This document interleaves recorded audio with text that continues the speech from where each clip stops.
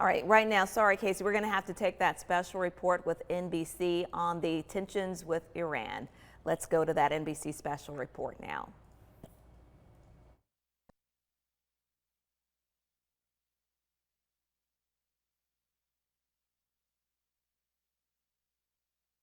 That it says violated Iranian airspace.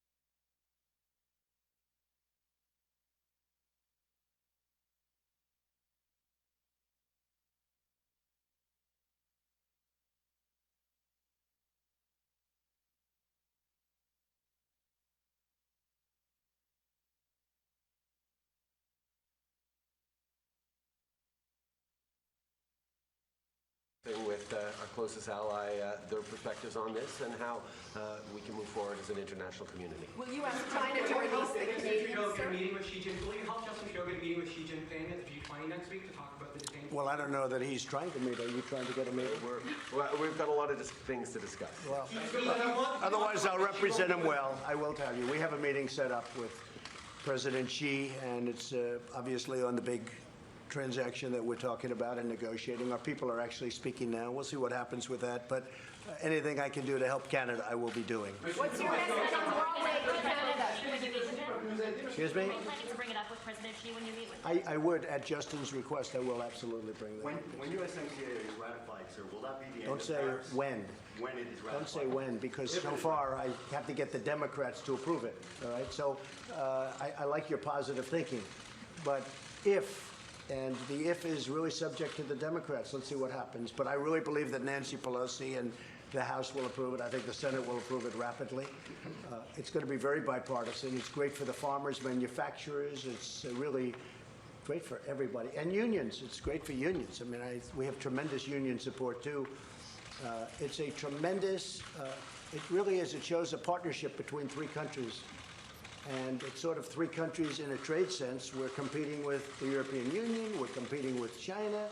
It gives us a bigger dialogue. It gives us a much bigger platform.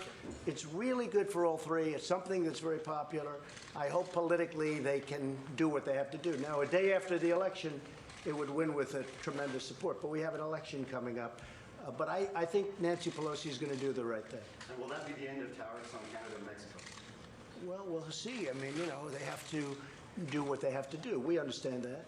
We can't have big, tremendous shipments of certain products, so we understand that very well. We were very pleased with the lifting of the tariffs on steel and aluminum. They've been lifted, as you know, and there won't be, hopefully, transshipping. If there's transshipping, I'll call Justin, and I'm sure he'll take care of it. And if he doesn't take, I'll probably call him a second time, and if he doesn't, then we'll have to talk, right?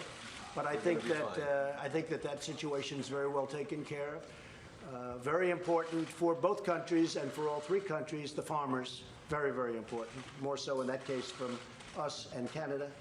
But the farmers are really happy with it. The manufacturers are very happy. Mexico is thrilled. You saw the vote. It was a very lopsided in a positive way vote, a great vote. And I think it's going to be something very special. Again, it's the largest trade deal by far ever entered into, and we're very close to having finalized. It means a lot of jobs for our country, a lot of wealth for all three countries, and we're really competing against the world. You know, we're not competing with each other so much. This brings us into a position where we're not competing with each other. We're competing against the world, and that's what we're doing. We're competing against big sections of the world, including Asia and including other areas, and I think it's going to be very special. I think it's going to end up being a very important deal, but the biggest ever made. Will you invite the Toronto Raptors to the White House? Say it. Will you invite the Toronto Raptors to the White House? I'm from the Toronto Well, Star. we thought about that. That's an interesting question. They played phenomenal basketball. I watched a little bit of it. They were really terrific. Congratulations, by the way. That was a great job by a great team. So we'll think about that. If they'd like to do it, we'll think about that. We have a lot of other folks coming. And the Presidential Medal, I just spoke to him. We're going to be presenting the Presidential Medal of Freedom to Roger Penske. Roger Penske is a great gentleman who has won 18 Indianapolis 500s. He's won, just won Daytona. He won Daytona, he won Indianapolis, he won probably more than anybody in the history of racing. I can't imagine anybody even being close. But Roger Penske is going to be getting the Medal of Freedom, and he's very thrilled to be getting it, and that'll be announced over the next little while. But I guess actually I'm announcing it pretty much now. But they'll be putting something out. They'll be putting something out in a little while. He's very deserving. He's a great gentleman. I've known him a long time, and a very brilliant guy. When you think of all the countries that want to win Indianapolis and Daytona, and they fight and they spend, even Canada, they spend a lot of money, and and you know, when a man wins Indianapolis, when he wins it 18 times, and he just won the Daytona, and he won many things over the course of years, and he's become a very successful man. We talked about electric cars today. I think nobody knows more about that subject in terms of common sense than Roger Penske. So Roger Penske will be getting and receiving the presidential.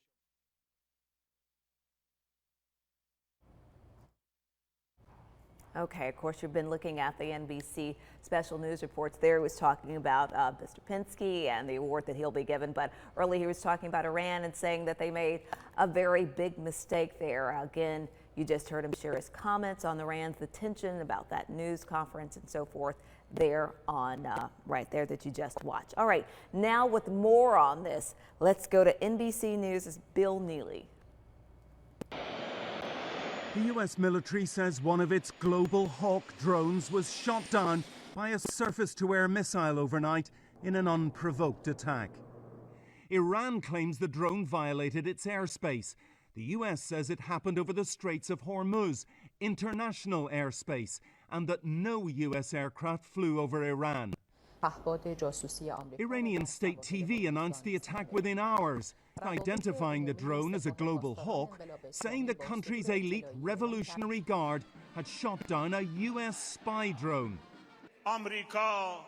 The Guard commander says the shooting down sends a clear message to America, and that while Iran doesn't want war, it's ready for it.